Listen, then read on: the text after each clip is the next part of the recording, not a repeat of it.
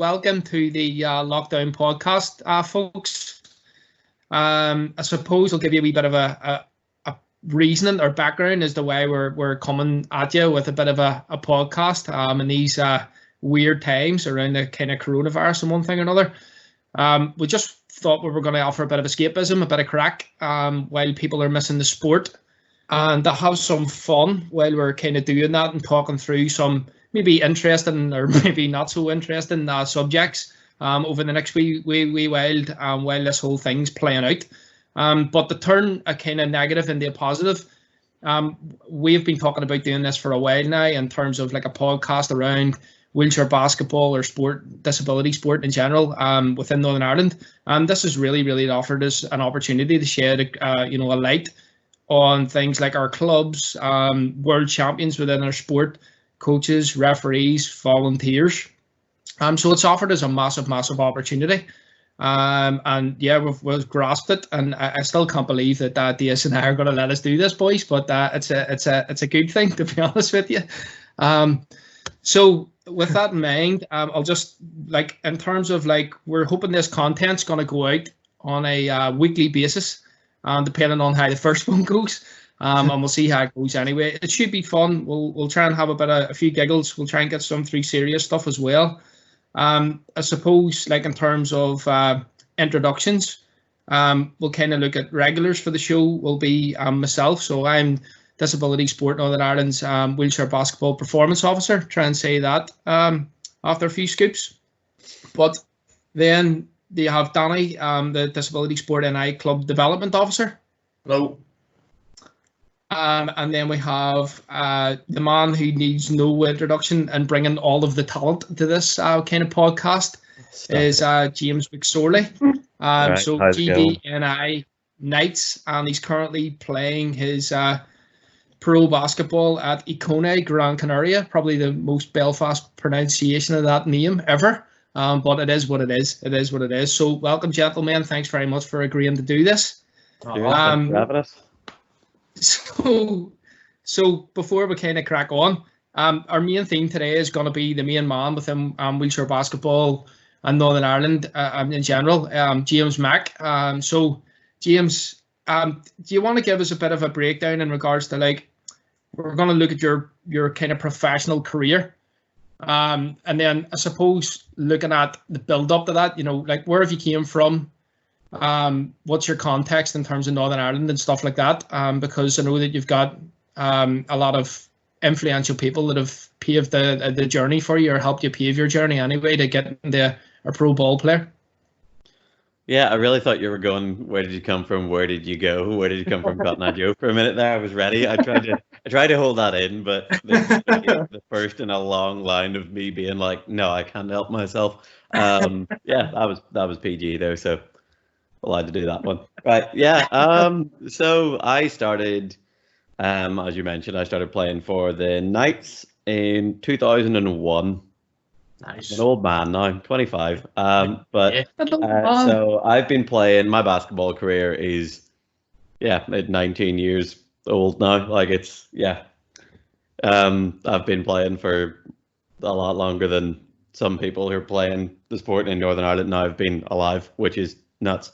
Plenty of people that can say that, but I never thought I'd be able to. I thought I got bored and sacked it all off by now. But no. So I started playing for Knights when I was 6, and I wasn't a big fan at the start. It took me a wee while to get used to it, because I think when you start playing a sport like that when you're 6, and there's only so much you can do to adapt the sport to someone who's that small and that weak and whatever. So I was pushing around in a big chair that I could barely push. It was the smallest chair available, but I was tiny. I was pushing about, couldn't reach the basket, even the wee one with the wee ball, couldn't bounce the ball. Ball was bigger than my head, and I was thinking, what am I doing here? What's the point? I could be sitting at home sort of watching TV and doing nothing. You were just trying to think what was on TV in 2001. That's exactly what was happening to you there. Yeah, that's what it was. I was trying to think what I would have been doing instead, because at the time you're I could have been doing anything. I wouldn't have. I would have just been sitting there. But the whole thing was, my parents wanted to get my sister and I involved in some sort of recreational activity, and they came across wheelchair basketball at a pretty good time because, I don't know, at about 6, it's the age when your mates are starting to go around the park or in their garden and put 2 jumpers down and kick a football about, and you can't really join in on that a whole lot. Like, I was all right at nets, but like you miss out on that sort of group activity and that sort of team sport element because, I don't know, there weren't that many opportunities at the time, but because Knights was the only club kicking around at that stage. But we got brought up there, kind of got told to stick at it for a while, and I remember sort of eureka moment when I must have been about 10, so it took that long, like 4 years. And I was like dribbling a ball around, I was pushing, I was crossing over right to left, and I was just pushing around, dribbling, feeling pretty good, thinking I was something else. And I remember being like, yeah, this isn't bad, this feels pretty good when you get it right. So kind of went from there, and there was a fairly steady progression then from like under 15s basketball to under 19s to GB under 22 open training camps that anyone was allowed to attend, and from there I kind of got brought into the big boy stuff, the serious under 22 stuff, and kind of from there it just went kind of how it was supposed to. Like, made my first under 22 squad when I was 17, a couple of years after going to the camps, and stayed in the under 22 team the whole way through till I aged out and made the GB men's team the year after. So I'm pretty lucky in that it was pretty steady in terms of progression. Like, I didn't have a whole lot of time to be like, I wonder where this is going next, because it was just tournament every year. And then as soon as I aged out, I jumped on a really cool opportunity to move to Sheffield with your guidance, Phil, and got some really good coaching, surrounded by really good people, and managed to make the GB team. And just on that, James, I have a wee, just a question. Like, who had, and there's lots of good people, as you mentioned, at that time. The Knights were the only club kind of kicking about, and was there real impactful people within that environment that kind of helped you progress or helped you to get to that eureka moment in that kind of period of not really knowing where this was going, from that 4-year period of just kind of going along, not knowing if you enjoyed something? I know that I had people whenever I was playing a bit of football, that had a real impact on me and kind of pushed you a wee bit to get a bit better each year. You know what I mean? So was there anybody like that that you came across within that club environment? Yeah, definitely. Like, I remember the first session I ever went to, Aubrey Bingham was the coach. You both know Aubrey. And yeah, he coached the junior team for a long time when I was kicking around, and he's taken me to tournaments and done all sorts of coaching up and down the club at Knights. He was a massive influence in just there was a whole group of us that started at the same time that went on to play at various different levels of GB League, Irish League. There's a load of people playing in the Northern Irish League that started being coached by Aubrey. And then, even if I look through those first couple of years, there were sessions taken by Paul McKillop, who's the Knights senior GB League coach now, Jason Kennedy, Chris O'Neill took a few sessions. Paul Gallagher took a fair few sessions. He coached me as a junior for a while. There was a lot of very, very good people who really knew what they were doing. And I think they're two very general things, but good people who know what they're talking about are always going to make really good coaches for those formative years, definitely. And yeah, like, that was a really important part, because, as I said, it took me a couple of years to actually figure out that I liked it. And like, God knows if I had a bad coaching experience and threw it away, I could have been, I don't know, playing whatever sport and not doing what I'm doing now, which has changed my life completely. So yeah, it's mad. And some of those names that you kind of threw out there, like Aubrey Bingham, Paul Gallagher, Jason Kennedy, Paul McKillop, it's mad to think that the same current crop of juniors are still being affected by those coaches, in terms of, from a positive perspective, which is really great news for for the sport in general, and the talent development systems that happen within Northern Ireland wheelchair basketball, because it's kind of reassuring to hear that those guys that are currently in our system had such a big effect on a person that's went on and won some of the biggest achievements that's ever been in history for GB and for Northern Ireland and for Knights as well, and for every other sort of like system that you've been with. So like in terms of like that step from going from the kind of Knights and then moving across to England, what was that like? How did that kind of feel or come about?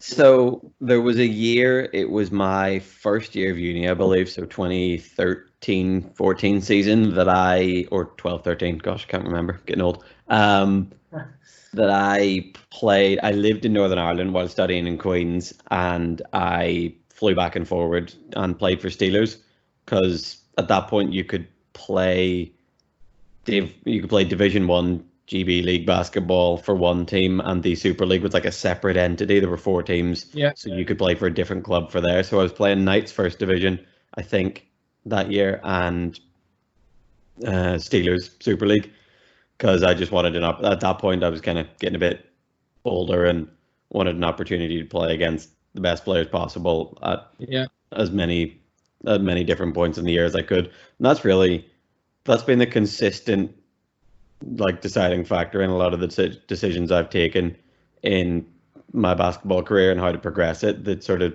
need and desire to play with and against better players and be surrounded by like quality coaching the whole time. So at that point I was 18, 19, and I was traveling back and forward. I'd go over, finish uni on a Thursday morning, fly over, go to Steelers that night, stay in one of the Steelers players' houses, play a game on Saturday or Sunday, come home. We didn't have a game every weekend, so it wasn't too stressful, but it was tough uni-wise. But that was the first like club experience that led me to want to go and play for a different club. But even before then, I'd been going to like GB junior camps and stuff, and they were all based in Stoke Mandeville at the time, and they've moved around to a couple of different places. But I think that higher level exposure was a big thing that I wanted. And I remember I went to that first camp because it was literally, there was an invitation only camp, but the week before there was a sort of an open camp that you could pay a couple of quid and show up to, and there were all sorts of different levels and more coaches and stuff involved. And I went over to there, and I think by about the second or third day, there was a group in that camp that were like just sort of the highest level in that group, but just below the sort of the main men and women that were meant to be there. And I was kind of stuck into that group and felt pretty good about it. And from there, it's a way for them to identify sort of potential talent. And I think from there, you start getting the emails about camps and stuff, and I went to as many of them as I could. I remember I missed a couple for school and exams and stuff, and that was important to me at the time equally. And I don't regret any of that, and I think it's proof that hasn't held me back. Because if you do it for the right reasons, the good people involved will understand. But so I was going to those, and you get really good coaching there. It's really intense for 3-4 days at a time, one every couple of months. And from there you're just kind of in the pipeline, really. Like you kind of everyone who needs to know who you are knows who you are from there. And I think, as I say, you have a look at what basketball is meant to look like and what it can look like, and it really it caught me, it pulled me in. Because I suppose I would have been involved in that sort of transition process from you moving from Northern Ireland and still being at Queen's, and then moving across the GB and a kind of which we spent a lot of time mulling over and talking over. And was that kind of would that be, say, like the kind of toughest period for you? Would you have any advice for guys that are maybe coming up, or girls coming up through that process now, thinking about what should they do? Should it go across right away? Should it stay here? Or have you any general advice around that, or how you coped with that kind of workload? I remember my final year of uni being one of the most like ridiculous, like stressful times of my life. Phil remembers it well. Like a lot of the times now, Phil will phone me to catch up and see what the crack is. But I think there was a lot of me phoning you at that time, being like, "Phil, help! Everything's terrible." But so yeah, whereas it's me doing that to you now. No, I'm only kidding. No, no, not yet. But no, that year, the under 22 Europeans that were meant to be the summer before my final year got postponed, or no one hosted it or whatever. So it was actually held in the January of my final year of uni. So there's meant to be one tournament a year after you're finished uni, but instead there was one in the middle and one at the end of. So I had 2 under 22 international tournaments, a Europeans and a Worlds, kind of within the calendar year of my final year of uni. So because of those January exams, I had to postpone because of that January tournament, I had to postpone my January exams till August and do my ones in the summer whenever they were meant to be, May, June time. So I had a period where it went Europeans, uni all the way through while prepping for Worlds, final uni exams, finish Worlds, come back, study all the way through the summer for other final year exams. And I remember there was a point where it got like, and I don't even think this was like bad planning, because I think I did pretty well and got there, but I just needed to do extra work because the workload of final year in uni is just different to anything I'd ever experienced. There was a point where I was wake up at about 5, go and study, take a break in the middle of the day to play some basketball for an hour, go back to the library, sort of try and eat in there, go to bed at 1, 4 hours sleep, repeat. I did that for about 3 weeks, and I genuinely, like, at one point I was just like seeing the things, and I don't know, life didn't feel real anyway. It was nuts. Like, it was complete mayhem. And if you can avoid doing that, definitely do. I don't mean avoid uni, I mean avoid having to study for 20 hours every day. Yeah, that was wild. Well, to an extent, mate, like some of that was taken out of your hands with the change of tournaments, and that's just more you having to adapt to the scenario that was given to you. I think, yeah, thanks. You're giving me loads of credit for that, which is nice. Like, a part of it was just I could have been way more prepared, I'd say. Like, I was pretty prepared. Like, Phil, you were involved. Like, we did a lot of work to try and get me ready for the fact that was going to be nuts. But there's only so much, as you can say, if you've got Europeans, Worlds, and a full year of exams crammed into 7 months, you're going to have a tough time. But I think doing that proved to me that I wanted to do this at a high level, because you don't put yourself through that.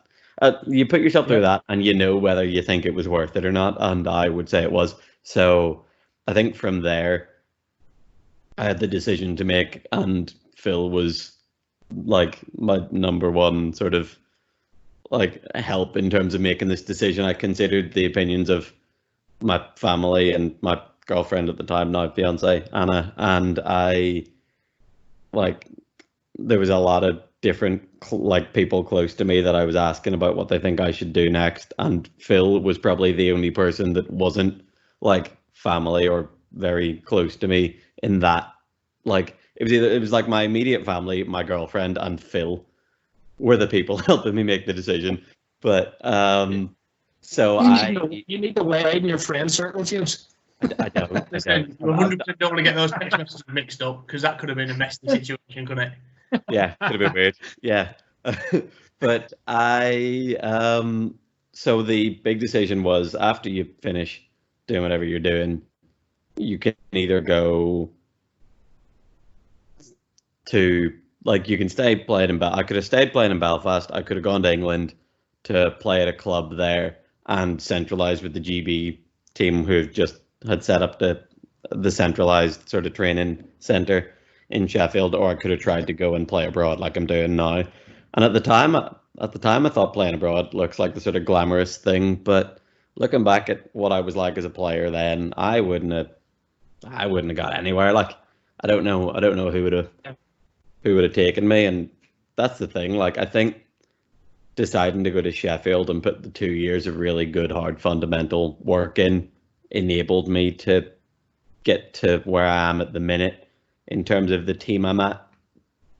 Was kind of I was lucky in that a good team was interested in chatting to me about coming here this season, because I don't know, you could have gone somewhere. I could have gone somewhere a couple of years ago that would have taken me backwards, depending on which club it was, obviously.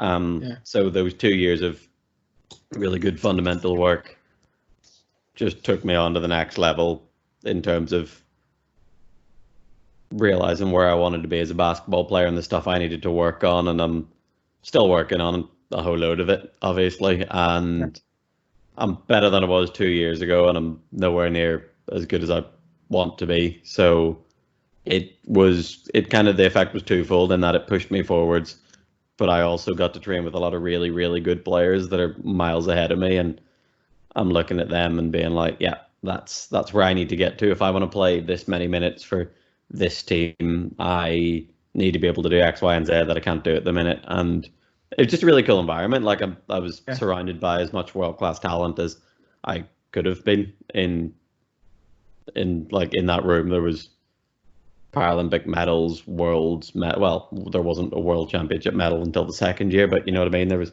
all sorts of different accolades floating about in that room, and I think that really helped me, along with the high-level coaching and the level of attention given to detail, and the stuff that they run over there is nuts. And we've got a lot of off-court support with psych and S&C and physio and lifestyle support, and all of that's unbelievable as well. So I think, looking back at it now, I can't even believe there was a choice to make. You know what I mean? Like, it seems silly that I've just knocked over a glass. It's not broken. Everything's fine. It seemed there was no coffee in it. Don't worry.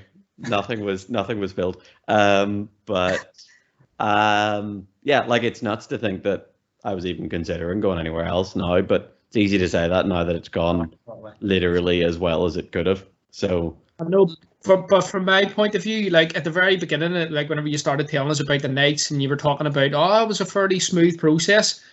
I hope that people listening or watching can kind of grasp and understand the fact that it wasn't just an easy and smooth process. It might seem like that now, looking back on it retrospectively, but being involved in that journey and maybe seeing people struggle through and show levels of commitment that are just crazy amount of commitment to both your education and your sport, and then taking that massive leap across the pond to go and work with some of the world's best coaches is then another sort of interface where you kind of get in and you're the maybe at one stage one of the best players in Northern Ireland, and then how do you adjust to being maybe a newcomer into the GB program, and then being able to take that massive leap again with throwing yourself under the guidance of Hodge, who is an absolute wizard in terms of like talent development.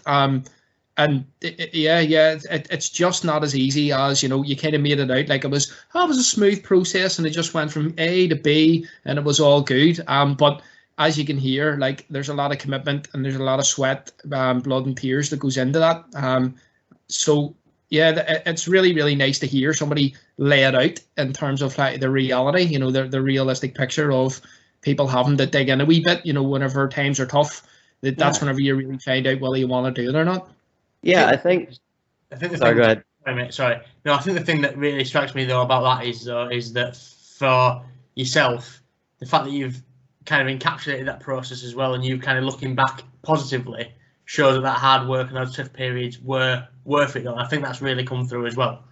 Yeah, definitely. I think like there's two sides of it where it's like it was quite smooth and it was like it looks great now that I've kind of got to this point and can look back on some sort of achievements and whatever, and I'm nowhere near done, hopefully, but you know what I mean, like that looks good. But the other side of it is like there was a brief period in my life, I say brief, like a couple of years, that I'd see Phil at about 7 o'clock on a basketball court in Queens 3-4 times a week, and it's just like, I can't believe you did it, I can't believe you put up with it. Like a lot of it, like it looks like that, it looks like steady progression. You go Belfast, then you go England, then you go Spain. But like a lot of it just looks like being really annoyed at yourself in a sports hall because you can't do this thing that you should be able to do, but it's because you're knackered. Like it's like trying to do this certain like ball skills drill and then shoot after it when your arms are knackered and being raging that you've gotten worse even though you've been doing it for 45 minutes because your arms are falling off because you're that tired. Like it's going to the old Sinai gym in St. Mary's and getting up at 5:30 on a school day, and I don't mean uni, I mean school, like GCSE and A level age. It's getting up and trying to get your dad to give you a lift there, or getting the very first bus that gets you across town from the Antrim Road into the centre of town, and then from there to the Falls Road in your basketball chair. Like you have to do all that stuff for the. Like, I did all that stuff so that it sounds cool talking about it on a podcast. Like, you know what I mean? Like, it's all come to this. Like, it's circle. You realize that you don't mind doing it. Like, there's a weird thing that you pick up, and some elite sports people have it, some recreational sports people have it. Like, my dad's a 58-year-old like guy who just goes to the gym, and he's a complete madman. But is that thing that some people have, that they just like, you're doing a certain exercise in the gym and it's absolutely ruining your life and it feels terrible, but for some reason you're like, this is class. Like when you finish a sprint and you're like, your lungs feel like they're burning and you're like, yes, this is great. I've got to that point. Like I've got that weird thing where I just like, it's as hard to get going on that sort of stuff as it is for anyone. Like, you don't want to get out of bed, but like when you're doing it, it just feels like that's kind of what you're meant to be at. Like those early morning shooting sessions with you, Phil, in Queens, or all the early morning gym sessions and the stupid flights. There was a point where I think it was second year uni. This is like a chronicles of how I ruined my uni life. Of second year, you've done all right. Law and Spanish degree, not too bad. I scraped the 2-1 out of it eventually. Like, but that was stressful. But that was the 20-hour days. That's what that was. But what was I going to say? Second year, the centralized program was in Worcester at the time, and every Wednesday and Thursday they ran sort of group sessions in Worcester. So there was a point in my second year of uni where every second or third week of uni I'd be going over to Worcester, and I'd be like, I'd go Monday gym or shooting session or whatever, Monday night session with you, Tuesday gym or shooting session, night training session, Wednesday morning, early morning, airport, Birmingham, train to Worcester, on court in Worcester, come back to the hotel I was staying. I was very lucky that this was funded, by the way. Like, I want to put that in. Like, this isn't like, there's also a massive financial element to it, that I was very lucky to have had support from, first, my dad, who's lucky enough to be able to support me. I was lucky enough to be able to have him support me, which was like, I'm very, like, I don't take that for granted. And then going through Sport Northern Ireland and Disability Sport Northern Ireland, you guys were able to, you've done more work to get me funding than anyone, I would say. Like, and so that was the reason I was able to do all this. But even then, it was do that session on a Wednesday, do those sessions on a Wednesday, come back, do uni work in the hotel, up next morning, session, back to the airport, land. If the flight went on time, I might be able to get the night's training on the Thursday night. So like, it's all a bit wild, but when you slow down and have a look at it and you figure out whether you want to keep doing it or not, like, you know, somewhere in there that you do. Like, I've had moments of like, this is nuts, like, is this too much? But there's always something, if you dig in eventually, there's always something that's like, yeah, no, you want to keep doing this. It's going to be good for you. See all those challenges, James, like the travel, the tiredness, going to uni, knocking your pan in, 20-hour days, going to the gym, getting up at 5:30, getting up at 7:30, being on a basketball court, having to listen to a Muppet like me, and others, you know, like loads of different types of coaches and chat. Your experience from a Northern Ireland player's perspective, because not everybody's got that level of experience in terms of travel and managing themselves, being independent at a very, very young age. Do you feel that whenever you were challenged when you went to GB and you came across challenges, that it meant that you were kind of more prepared, more ready for somebody putting a challenge your way, because you'd knocked so many barriers down and you were so independent and so mentally strong? I think I definitely had a certain level of independence that maybe some of the guys who are getting into like young adulthood or like their late teens might not have had. A lot of guys do because they've done the same sort of stuff. Like driving up and down England to do this stuff isn't much easier. Like, Yeah. you know what I mean? Like if you live up in Sheffield and there's a camp in Stoke Mandeville every month, like that's a long drive. But yeah, like that doesn't like the M1's massive. Like, but yeah, there was a certain level of independence. Like I went on a flight without, like not on my own, but like Dad was working, for example, when I was, I don't know, somewhere in my teens. Like I think I went to a basketball tournament. There was a load of other people's parents, but my dad couldn't get wherever he was, like whatever it was, whether it was work, the flight was on a Friday or whatever. But I remember getting a flight with the team when I was 13, and there were adults there, but you know, that kind of like we were all looked after. Like there was nothing wrong with that, but I just like that's a big thing mentally to have to do that when you're a 13-year-old. And I didn't mind at the time because I was away with all my mates and I was playing basketball, but like I think it kind of makes the flying not seem such a big deal. And even now, like I'm playing, my team's based in Gran Canaria, which is obviously we're playing in the Spanish league, but we're on an island. And one of the big things people said was like, oh, it'll be tough. Like you have to fly from the island to go and play on the mainland every away game. And I was like, oh yeah, that sounds hard. I wonder what that's like. You know what I mean? Like obviously it's a longer flight, but like the bad bit about the flying is like going through security and checking your bags. And once you're sitting down, you're sitting down. Like it's 2 podcasts instead of 1. Like, you know what I mean? It's and so I suppose that sort of leads us on nicely. You know, we've talked about Knights and NI and moving up through GB, which I think there's legwork in terms of like going back and really looking at player development at some point in the future with another podcast. But then tell us a wee bit more about like your pro lifestyle. How's that working out for you? And like where are you at?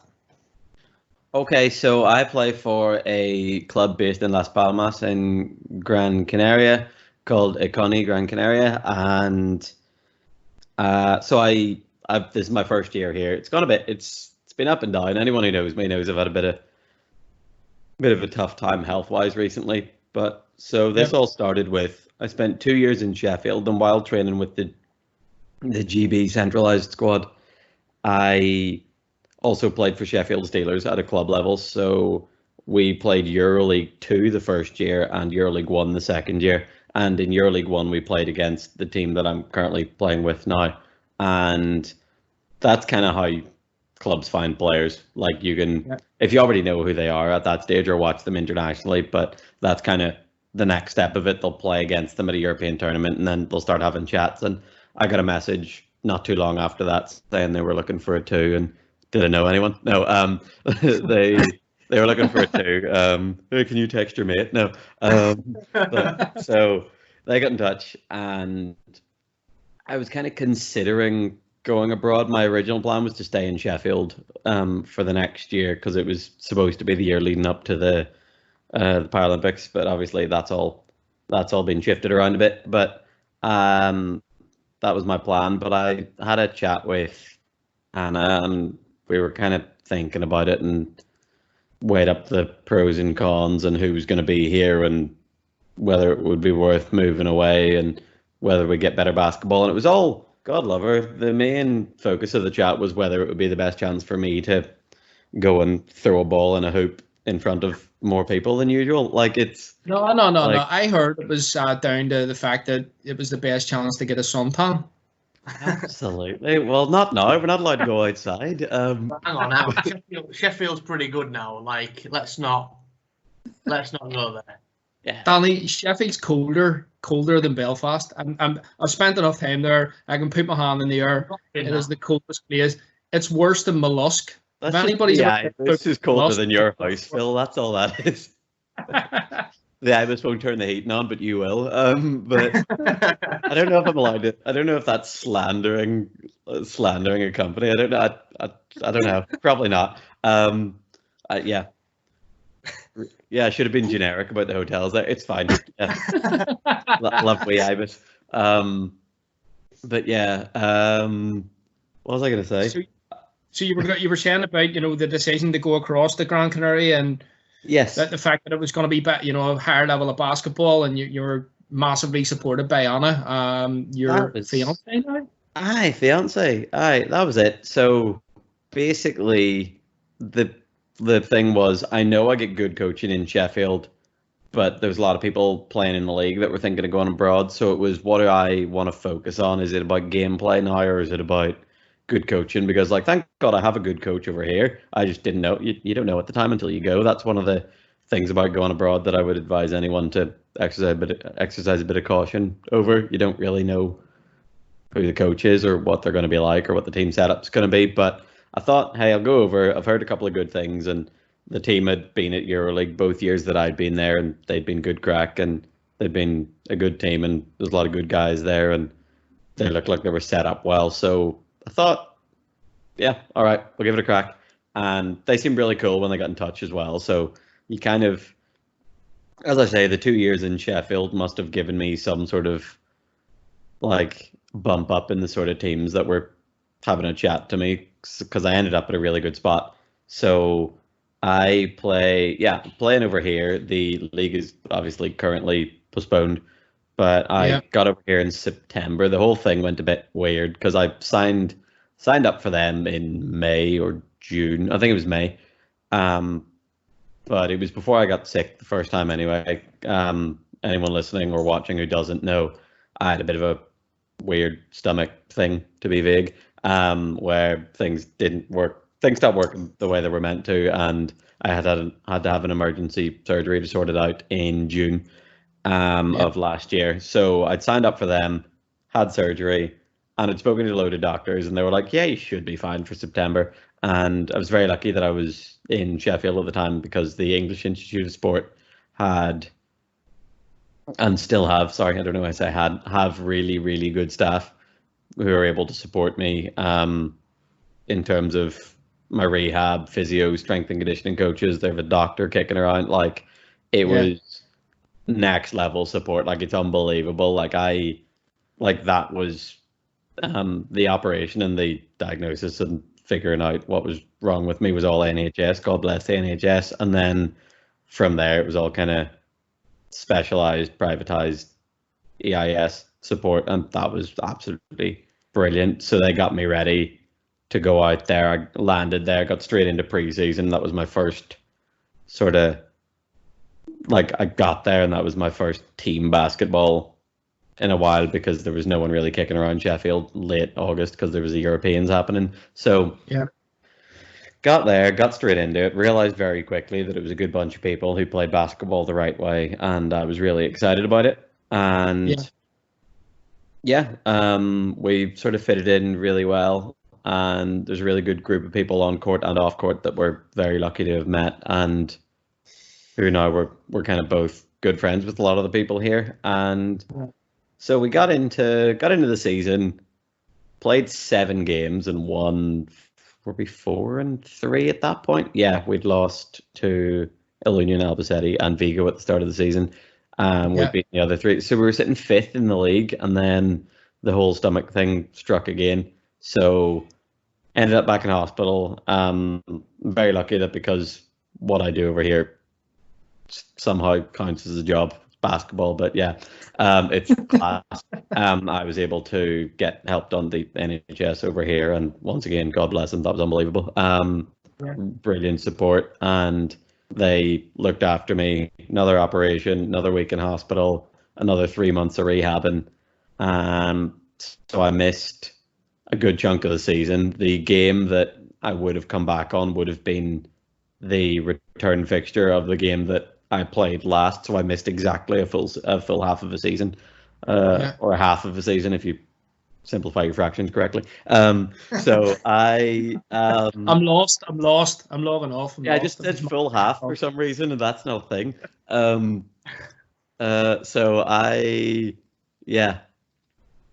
love how I'm correcting myself as if like that makes a difference on a podcast. Like, the thing I've said is already there. Like, this isn't print. You don't get to go back and correct me. But anyway, so I was all ready to come back, did all the rehab, got on a plane back over here to get stuck in for 2 weeks before we played Albacete. which would have been last weekend, and the day after I landed. The day I landed, the season got postponed. The day after I landed, the country got locked down, which is obviously way more important than anything that's happening to me. But still, that was kind of tough. But yeah, no, absolutely. But yeah, so that was, I got really well set up, found a really good spot, and just had a bit of bad luck health-wise, but still don't regret the decision I made because had a lot of fun in the 7 games I played, learned a lot, played against some really, really good players and with some really good players, and yeah, hopefully. Who's been the toughest test so far, like player-wise or team-wise? Like who you looking at and going, I made the right decision to be here?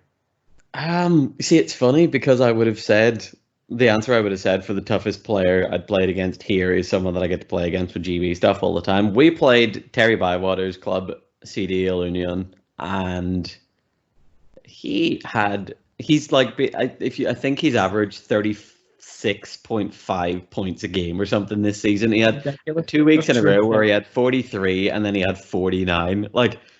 I messaged him one week and I was like, 43, come on, man. And then I looked up the next week and he had 49, and I just quoted that WhatsApp and sent another one afterwards. It's like, 49, come on, man. So don't poke the bear. Don't poke the bear. But no, so we played against him, and we limited him to 29. 29. Of course you did. And because we were throwing the kitchen sink at stopping him, one of his other teammates had 29, someone else had 18. Like, you can't. That's the thing. You have to put so much in to try and stop him this year that you can't stop everything else at the same time. And we kind of picked our poison and still got beaten by 25, I think it was. They put 80 on us. But although, like that was tough. Like, he's just next level. He's been scoring at a rate that no one else has for as long as I can remember. Like, he's just doing some really special stuff at the minute. And that's not even like, normally I'd be like, hey, anyone wanting to figure out how to play offense, like, watch that. Don't. Like, there's like people, like normal people don't do that. Like, that's not even, there's no, like, there's a lot of like his fundamentals with his shooting technique and his chair skills and all that are great. But a lot of it's just like, okay, like, I don't want kids watching that and trying to shoot from 40 feet. You know what I mean? Like, but that's where you can get to if you just shoot the ball every day, thousands of times, is the lesson there, I think. Just on go ahead, Danny. Go ahead. All right, sorry. Just on that. So obviously shooting thousands of times a day or whatever. What's your average day look like now then for you, and how does that differ from when you were with the centralised program in Sheffield? Okay, at the minute it looks a bit different. At the minute it's wake up whenever I want, do a load of push-ups and sit-ups, try not to cry. No, yeah.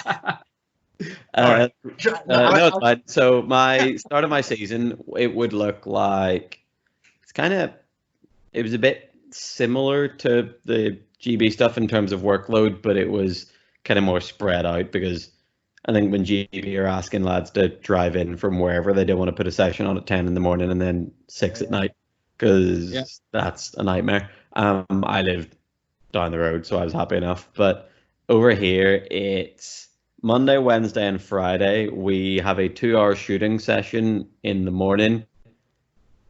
The court's free. You can kind of come and do whatever you want, but I try and just do a load of fundamental shooting stuff and ball skills and chair skills, just all skill stuff, because you don't really get much of a chance to do that otherwise.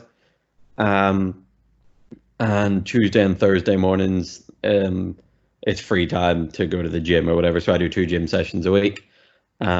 All stuff that's given to us by the English Institute of Sport and our S&C coach from there. And then every evening we have a 2 or 2.5 hour court session with the full team. So a lot of that sort of tactical based team stuff, and there's some shooting sets and whatever thrown in, but a lot of it, that's the thing that people told me about going abroad that I was kind of most excited about, and it's true. It's like start of the season, it's all right, this is stuff that we're going to work on as a team, and this is the stuff that we do, and this is what we're going to work on generally, and this is how we're going to defend this, and this is how we're going to run these generally. But then every week after that, it's like, all right, good game of the weekend. Maybe first day of the week you work on stuff that didn't go too well last week, and then the rest of the week's like, all right, who have we got this weekend? How do they run? How do we run a run against them? So it's very focused and game based, even on a random Tuesday in October, which is cool. Like, but yeah, so that's 2 a day, 5 days a week. It's like a constant challenge then, James. Like, so you're just being laid out that these are this is what we're going to come up against. Here's the game plan. So it's something that you're constantly moving towards in terms of whether it be developing your skill set or team practice from a tactical perspective. So you're always got a problem to solve. Yeah, you've always got to focus. There's no, and like there's always the stuff in Sheffield's equally sort of basketball game realistic and focused in that sense. But this was, you kind of got a face to put to the, okay, we're working on how to defend this sort of player, or we're working on how to attack this, or you know what I mean? So you could, it's, yeah, you don't get a chance to just train for training, like in a good way. Like you don't get a chance to just kind of mail it in and show up for 2 hours and then go home. Like it's, you get 5 days to figure out your next game, 4 if there's travel involved. Like a lot of times we'll come home really late on a Sunday after a game on a Saturday, and we take Mondays off. Or if we have a game on a Saturday that we have to fly late on a Friday or early on a Friday, sometimes you miss. So you might have 4 sessions to game plan for a team in the best league in the world. So yeah. What's the toughest thing? What's the toughest thing about being like kind of signing a pro contract and being a pro player? What's the toughest? You enjoy the actual work, but it is hard work at the same time. But I don't know, the being away is tough. Like Anna's here with me, and obviously we made this decision together to come here, and like she's amazing for supporting me through all of this. But at the same time, you miss birthdays, and you miss like we missed Christmas because I got sick. Like, you know what I mean? Like that wouldn't have happened if I was playing in Belfast. Like I'd have been in my own house.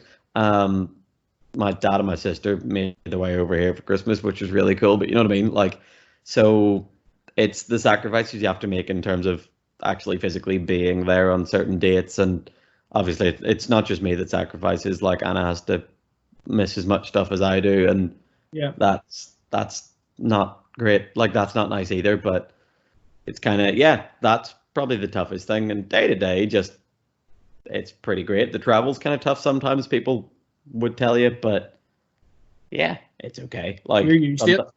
Yeah, the travel on the way home when you've lost, a nightmare, because it's a lot of the times it's drive to Madrid from wherever you are, 3-hour flight, or like fly from Bilbao to Madrid and then 3-hour flight. You know what I mean? Like some of that's a bit of a nightmare, and there's like logistics of coming back for camps is like, it's a privilege to have that be a bit of a nightmare, but sometimes it's like Gran Canaria. There's a weird point where I was like, Gran Canaria is grand. Like there's, even in winter, like there's plenty of people wanting to get from the north of England to Gran Canaria for a wee bit of winter sun. Like there were loads of flights. Do you think that's where the name come from?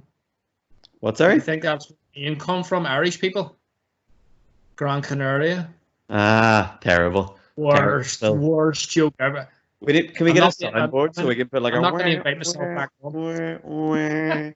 No, but I don't know, because I thought that'd be fine, and then obviously it wasn't just me. This inconvenience. Thomas Cook folded, so a load of the flights to get back from camps disappeared. Ideal. Once again, a load of people lost their jobs on holidays, so I'm fine. But like I said, like this did not affect me in any way as badly as anyone who lost their job. But there was a point where I was like, oh god, the flights aren't actually that easy to get to and from, and so it gets a bit weird that way. Like the logistics of doing that. Like I've flown to like the south of England and made my way up to Sheffield for camps and stuff. But like that's all part of the deal, and that's a couple of times a year. So fine. What's the coolest? What's the pro? What's the coolest thing about being a pro? It's an absolute privilege to get to play with like really cool people who I didn't know a year ago but would now consider like close personal friends. Like there's random Tuesday nights that we'll finish training and be like, hey, does anyone want to go and get some dinner? Like with like a group of 10 really good people who you didn't know, and September. Like, you know what I mean? Yeah. Like that's really cool, and the traveling's absolutely amazing. And even like stuff that I complained about there, I was like, yeah, having to get on a flight from Madrid to Gran Canaria. Shut up, James. You know what I mean? Like, I live pretty close to the beach as well. Like, I can see the beach, not straight out my window, but if I like hang out the window and look down the street, like I'm pretty close to the beach, which is nice. Like, Danny's the same. He's up. Where are you, Danny? You're up near. You're close to Jordanstown, aren't you, mate? Yeah, maybe off my flock. He's lovely. You can see it from here, actually. Yeah. well, that's nice. To be fair, like being beside any sort of body of water is just lovely. Like, there's something really nice There's a about big it. puddle outside Phil's house, which is quite nice as well. And it's Right. Yeah. Unbelievable. But yeah, like, yeah, go ahead. I think like obviously the sort of macro thing is like I play a child's game and it pays my bills is the big thing. Like, I can eat because I play the same game that I described as not liking when I was 6 because it was hard. Like, you know what I mean? Yeah. Like, that's like I effectively, like, every time it gets tough, I remind myself that I'm playing a child's game for a couple of quid and like for a national team, and I get to travel all around the world because of whatever confluence of events and good people and sort of hard work and a bit of luck and circumstance and whatever. And like that's the real answer. But had to make jokes first, basically. Yeah, no, 100%. and that's such a good insight. It really, really is. Like, you know, really, really kind of makes you think about things that you don't think about as well. You know, I think it's easy to flick on Sky Sports or whatever and see the pro life and think it's, you know, all glitz and glamour. But at the same time, I think it's also easy to go the other way and actually go, it's a lot of hard work. I think you've balanced it off nicely and kind of spoke about both sides there, which is really, really cool. Yeah, thanks. I hope the talking about hard work hasn't made people shy away from it. But yeah, no, the hard work's fun. I think it's just a reality thing that, you know, if you want to have that lifestyle and you want to be that person or you want to be that guy, then it comes along with a lot of hard work. It's not just smooth. It doesn't just go linear and up in a straight trajectory. You're going to have years where it's going to be tough and you're going to have to struggle, and that's where you kind of find yourself, in my opinion, in regards to whenever you actually are able to sit down with a person and you go, they're going to go pretty far, not because of what they can just do on the basketball court, but because of the effort levels that they put in, the commitment, the almost ungodly hours that are kind of put in terms of like development of yourself, which is quite a cool thing that I don't think an awful lot of other things outside of sport allow you to do. You know what I mean? But so cheers for giving us a kind of quick roundup in regards to like your basketball career up to this point. I know you're going to go and hopefully stay with Gran Canaria for a while, get yourself back up whenever coronavirus kind of clears itself out, and go hard at it. And then obviously you've got big challenges in the future with the GB guys as well, which we'll talk about in a later podcast. But every week, guys, we're going to do like a kind of Danny's quick fire lightning round. Is that the name? So he's just going to fire. What, sorry? A name you've just come up with for it. It was really inventive. yeah, just that. Anyone has any suggestions for the name? Danny asking some for the name of questions, this basically. round? See, I thought it was going to be a little jingle and you with a little keyboard, you know, and then Danny's questions. Listen, we were preparing for this. I done a bit of a drum roll on the laptop and I got shouted at. So I decided not to do that again. So yeah, Danny, if you want to fire a couple of questions. So like you said, every week, going to be the same questions. So actually the other guys have got a bit of a head start on you, James, because they're going to hear this, hopefully, if they listen. And no fingers crossed. But basically, quick fire. I think there's 9 questions overall. Even the first thing you think of, and we'll go through them as quick as we can. So first of all, number 1, your best moment in sport. World Championships. Easy. 2018. Toughest opponent. We've already kind of covered because Phil nicked my script, I think. This year, Terry Bywater. In general, Team USA World Championships. Okay. You never trained with or against or whatever. Oh God, far too many to name. Sorry. Say the GB team, and everybody will give you a hug. Yeah, like to be fair, yeah, most of the guys there are just absolutely nuts. Like just complete. I'm very lucky that the level I'm at, you're only really surrounded by people who are just mad for it. So, funniest teammate. ooh, funniest teammate. In Iconi, I would have to say Ari Tvigd, Dutch guy I live with. He's great. A fact about yourself that nobody would know. Ooh. We're listening. Interesting. I can't juggle. No. Right. Oh God. Let me see. Stuff. I'm normally pretty open about all of this, so I like all of this being everything. So I'm trying to think. A fact people might not know. I can put my right leg behind my head. Nice. Not gonna do it on the podcast. No, that's cool. That's fine. We believe you. Okay. Aim for the future. Just one aim for the future. Paralympic gold medal. Okay. Your best quote you've ever heard or you can live by? Saw a funny basketball one recently that I've adopted. Shoot to get hot, shoot to stay hot. No. One I always that is not even it's not even a thing. What I always just follow. I try and follow is work hard, be nice to people. Like that's nice. That's James MacSorley 2020. Et al. Yeah. One live sports event you would love to see? NBA Finals Game 7. Nice, good shout. Last question: what excites you about wheelchair basketball in Northern Ireland? Ooh, the work you guys are doing. Like there's a league and there's clubs being set up and there's people getting involved in all sorts of different spots and it's just growing. Like every time I take a flight home, there's an extra club. Like I need to come home more, but no, you know what I mean? Like there's more provision for people to get involved than there ever has been, and that's all you really want. Like how people take it when they get involved is up to a load of different factors, but there's more opportunity to play the sport that's given me a life than there ever was, and that's a really cool thing. Yeah, good man. There's some brilliant answers. Like I said, we'll have a jingle this time next week for it, and Phil will be able to play that for us all. But that's a feature. That's a feature we'll have every week. So whoever's on next week, which is a mystery to all of us, including us three, they'll be asked the same questions. Nice. Yeah, absolutely.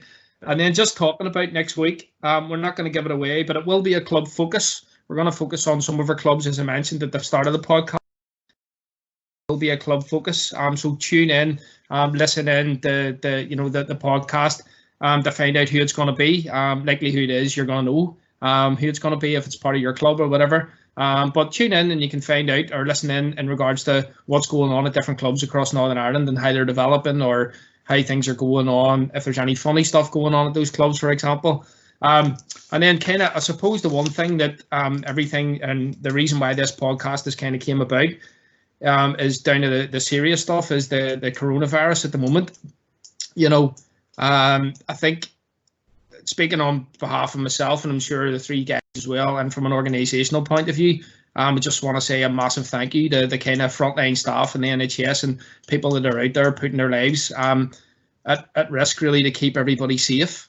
And we would just say that, follow the guidance from the World Health Organization and the public health authorities around staying at home to kind of save lives, wash your hands, to save lives, stay 2 meters apart when you're out and about. And then social distancing as well, as we well know, it's been well documented, will save lives. That's why we're all kind of in lockdown. That's why we're all in lockdown at the moment. And I just think that there's a lot of people that, are doing a lot of great things out there in the world. We should be thankful for that as well. So I suppose, guys, if you have anything to add to that? Just thank you for listening. I think, like I said, it's something we want to do weekly, and I think it's something exciting we wanted to do for a while. Gives us a chance to talk about it and actually be a bit creative during this kind of negative time. So thank you very much for taking the time to listen. Yeah, thanks for listening. This has been a laugh. Phil and Daddy came to me with a bit of a, hey, we have an idea. Do you want to be involved sporadically? And I'm like, yeah, I'll be there all the time. Don't worry about it, lads. I love this sort of stuff. And yeah, it's been really cool to be a part of, especially as you said, like while we're sitting about kind of stuck inside, like it's a cool way to channel, one, our energy, and two, our sort of love of the game of basketball. But yeah, the important thing is what Phil said: stay inside, try and stop this virus spreading as much as possible, and remember to look after your heads, your minds, your bodies, other people, and yeah, keep safe. Absolutely. Just one last thing, just people out there, keep an eye on the DSNI social media pages. So whether that be Facebook, Twitter, Instagram, there's going to be lots of daily exercise videos going on there from different types. So James has already got one up at the moment, doing a bit of a workout. We've got a couple of other coaches showing the guns off there, James. And we've got a couple of other coaches that are going to be doing bits and pieces. So the really last piece of advice is just stay active and stay at home and stay safe, guys. Thanks very much for listening. That's the end of the podcast. Thank you very much. Peace out. Cheers, guys. Thank you. Wash your hands.